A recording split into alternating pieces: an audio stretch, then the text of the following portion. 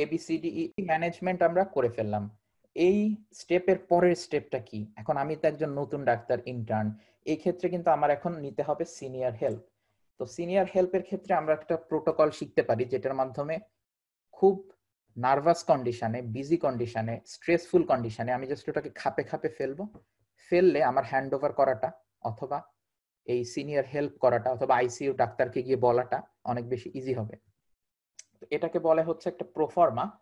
তো এই মডিউলটার শেষে আমরা যেটা শিখতে পারবো সেটা হচ্ছে যে একটা প্রোফর্মা, যেটা আমরা ইউনিভার্সাল পেশেন্টকে কমিউনিকেট করার জন্য অন্য আরেকটা ডাক্তার সাথে ইজিলি ইউজ করতে পারবো।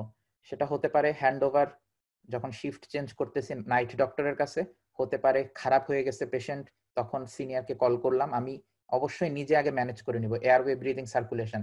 আমি প্রথমেই ফোন দেব না, আমি অবশ্যই ফোন দিতে সুযোগ থাকলে দিব, but at the same time আমি ম্যানেজ করতে থাকবো। বা অন্য ডাক্তারদের অন্য ইউনিট থেকে ডাক দেবো যে আমার হাত দরকার।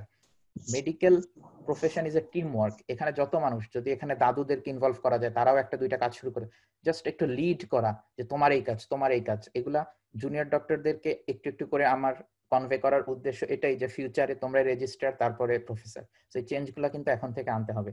সো এই মডিউল শেষে আমরা এই হ্যান্ড ওভার করা বা খারাপ পেশেন্টকে আইসিইউর কাছে বলা বা প্রফেসরের কাছে ফোন দিয়ে বলা অথবা যদি অ্যাপ্রোচ থাকে রেজিস্ট্রারকে কল দিয়ে বলা যে আমি এখন এই কাজগুলো করলাম। এইটা এই প্রোটোকলটাই আমরা শিখবো যে কিভাবে আমরা এসকেলেট করব বা ডিসকাস করব সিনিয়রদের সাথে।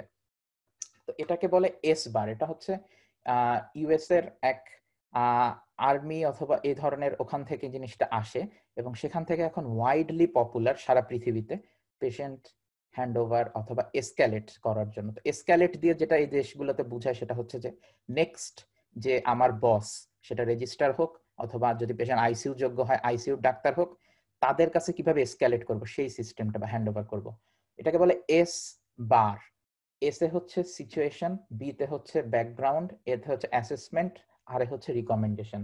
তো বাংলা ভাবে যদি বলি সিচুয়েশন, সো এখানে যদি বলা হয় যে সিচুয়েশনে কি বলবো, প্রথমে তো নিজের পরিচয় দেওয়া, সাধারণত রেজিস্ট্রাররা অথবা আইসিইউ ডাক্তাররা চিনে, বাট এনিওয়ে আমি এই ইন্টার্ন এই ইউনিটের, আমি আপনাকে কল করলাম কারণ আমার একজন পেশেন্ট খুবই খারাপ, আমি আপনার আইসিইউ হেল্প বা সাপোর্ট লাগবে, অথবা যদি রেজিস্টার হয় যে আমি এই কাজগুলো করলাম নেক্সট। তো প্রথম হচ্ছে সিচুয়েশন, যে আমি এরকম একটা, আমি নাইট শিফটে আছি, এত নাম্বার ওয়ার্ড, এই ওয়ার্ডে আমার এই পেশেন্টটা হচ্ছে হঠাৎ করে এটা হয়ে গেছে। তো সিচুয়েশনটা প্রথমে বলা।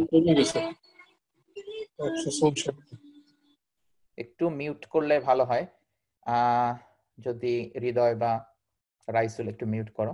মিউট করে দিছি। ওকে, তো নেক্সট হচ্ছে যে সিচুয়েশন তো বলা হলো যে আমি এরকম এই ব্লাড প্রেশার লো অথবা স্যাচুরেশন ড্রপ করছে বা স্কোরিং এত বেশি। তো এই সিচুয়েশন বলার সেকেন্ড স্টেপে হবে হচ্ছে ব্যাকগ্রাউন্ড।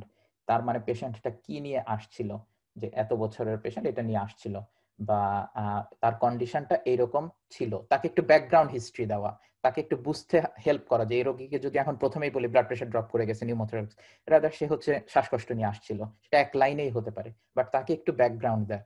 তো প্রথমে সিচুয়েশন, আমি কি সিচুয়েশনে আছি, সেকেন্ড স্টেপ হচ্ছে ব্যাকগ্রাউন্ডটা কি এই পেশেন্ট অ্যাডমিশন হওয়ার ক্ষেত্রে, আর থার্ড হচ্ছে যে অ্যাসেস যে করলাম, এই যে একটু আগে আমি এয়ারওয়ে দেখলাম, ব্রিদিং দেখলাম, সার্কুলেশন দেখলাম, ডিসএবিলিটি দেখলাম, আর এক্সপোজ করে দেখলাম স্কিনে কোনো প্রবলেম বা হচ্ছে এটা। তো এবিসিডি অ্যাসেসমেন্টে আমার কিন্তু অনেক ইম্পর্টেন্ট ইনফরমেশন চলে আসে আনওয়েল পেশেন্টের। একটা পেশেন্ট কখনোই আনওয়েল হয় না এবিসিডি নর্মাল রেখে। একটা পেশেন্ট তখনই আনওয়েল হয় যখন তার এয়ারওয়েতে প্রবলেম হয়, এয়ারওয়ে প্রবলেম না হোক, ব্রিদের কোথাও একটা লাংসের প্রবলেম অথবা সার্কুলেশনের একটা প্রবলেম অথবা নিউরোলজিক্যাল একটা প্রবলেম বা গ্লুকোজ অথবা কোনো পয়জনিং অথবা তার টেম্পারেচার কম বেশি। সো এই এবিসিডি অ্যাসেসমেন্টে কিন্তু অনেক ইম্পর্টেন্ট ইনফরমেশন চলে আসে। আর এটার মধ্যেও আমরা শিখলাম যে ample just allergy, medication, past medical history, আর মোটামুটি এখন আসার কারণ, এই 3-4টা হিস্ট্রি কুইকলি নিয়ে ফেললে কিন্তু আমরা বেশ ইম্পর্টেন্ট ইনফরমেশন চলে যাই। আমরা অবশ্যই স্যারদের মতো করে বড় হিস্ট্রি সবকিছুই শিখবো, কিন্তু এই হঠাৎ খারাপ হয়ে যাওয়া পেশেন্টদের ক্ষেত্রে কিন্তু এই প্রোটোকলটা খুব ইজিলি কাজ করে। আমরা এই দেশে কাজ করতে এসে দেখলাম যে এরা সব পেশেন্টের ক্ষেত্রে এরকম করে, বাট একটা খুব ভালো প্রোফর্মাও থাকে, সেখানে ডিটেইলস সবকিছু থাকে, হিস্ট্রি। বাট অ্যাকিউটলি আনওয়েল পেশেন্টে কিন্তু এই যে এবিসিডি ম্যানেজমেন্ট, এখানে কিন্তু অ্যাসেসমেন্টের অনেক কিছু চলে আসে। তখন তাকে বলা যে অক্সিজেন ড্রপ করেছিল, তারপরে হচ্ছে আমি এক্সামিনেশনে পেলাম ক্র্যাকেলস, তো আমার কাছে নিউমোনিয়া মনে হচ্ছে, আমি অক্সিজেন দিলাম, অ্যান্টিবায়োটিক দিলাম। অথবা তার হচ্ছে হার্ট রেট অনেক বেশি, আমার কাছে মনে হচ্ছে যে এটা কোন একটা সেপসিস রিলেটেড বা চেস্ট ইনফেকশন অথবা এই ধরনের। সো অ্যাসেসমেন্টের ফাইন্ডিংটা আমি কি পেলাম, আমার কাছে কি মনে হয়, এই জিনিসটা হচ্ছে থার্ডে বলা, সেটা হচ্ছে অ্যাসেসমেন্ট, এস বার এ।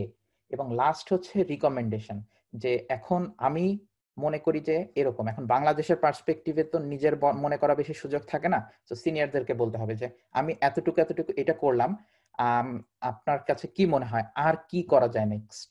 কারণ আমাদের যেটা একটু ঘাটতির জায়গা সেটা হচ্ছে সিনিয়র ইনভলভমেন্ট সব সময় হয় না, বাট তারপর হয়তো রেজিস্টার সিএরা অনেক বেশি অ্যাপ্রোচেবল অনেক ক্ষেত্রে থাকে, তারা অবশ্যই কিছু ইনপুট দিতে পারে বা তারা এসে দেখে। সেই ক্ষেত্রে তার রিকমেন্ডেশন কি, আর আমি যদি কিছু মনে করি যে এটা কি, সেক্ষেত্রে বলা যেতে পারে আমার কাছে মনে হচ্ছে এটা কি করা যায় কিনা, এটা করা ঠিক হবে কিনা। সো এই ক্ষেত্রে কিন্তু নিজেরও রিকমেন্ডেশন এটাতে আসে। সো এটা কিন্তু একটা স্ট্রাকচার্ড ওয়ে, কারণ আমি আমার লিমিটেশন বুঝতে হবে, আমি একজন নিউ ডক্টর, আমি এখন এতটা এক্সপেরিয়েন্সড না। সো সেই ক্ষেত্রে আমি এবিসিডি ম্যানেজমেন্ট করতে পারবো, আমি হয়তো রেগুলার হসপিটাল বা ওয়ার্ডে যেগুলো দেখি সেগুলো করতে পারবো, বাট নেক্সট স্টেপে আরো কিছু জিনিস সিনিয়রের কাছ থেকে আসলে রোগীর জন্য হেল্প হবে কিনা, এটা কিন্তু খুব ইম্পর্টেন্ট। এই জন্য এবিসিডি ম্যানেজমেন্ট করার পরের স্টেপে কিন্তু এটাই আসে। এসবার স্টাইলে যদি আমরা হ্যান্ড ওভার করি, সেই ডাক্তার কিন্তু রেগে যাওয়ার সম্ভাবনা অনেক কম থাকে, কারণ সে বুঝতে পারে এটা একটা যুক্তিযুক্ত হেল্প চাচ্ছে আমার জুনিয়র।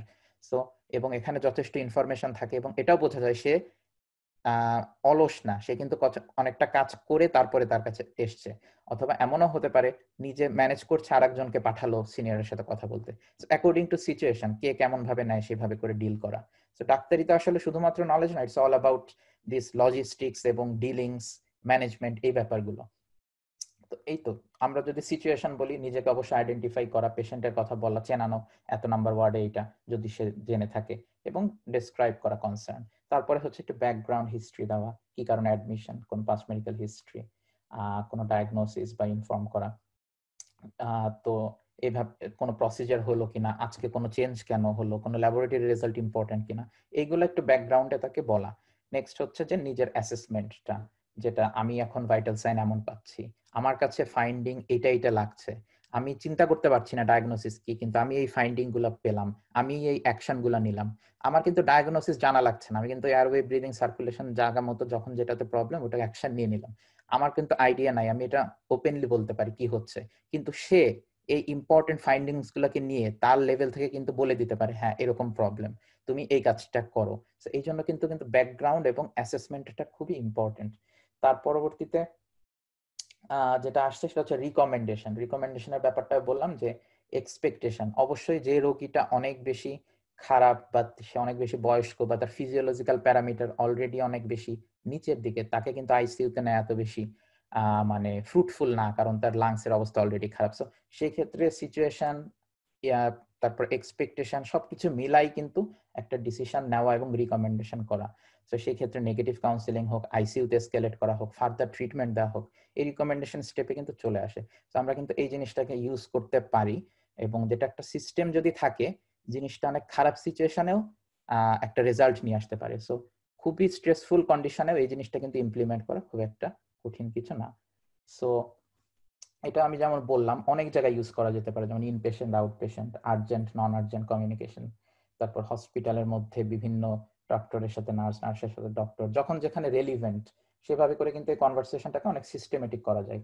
এবং কমিউনিকেশন বিভিন্ন ডিপার্টমেন্টের মধ্যে, বা কখনো যদি আইসিইউতে, যেটা অলরেডি বলে ফেললাম।